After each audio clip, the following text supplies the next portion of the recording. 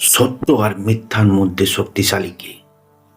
মিথ্যা খুব দ্রুত ছড়ায়, কিন্তু একটা সত্যই মিথ্যাকে ধ্বংস করতে যথেষ্টই।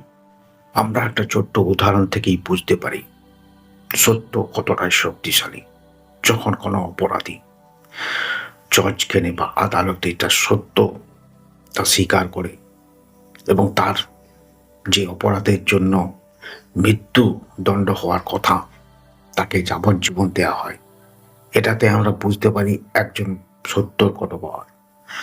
হাজারটা মিথ্যার বাণ যদি ছাড়াও হয়, একটা সত্য বাণী ধ্বংস করতে পারে।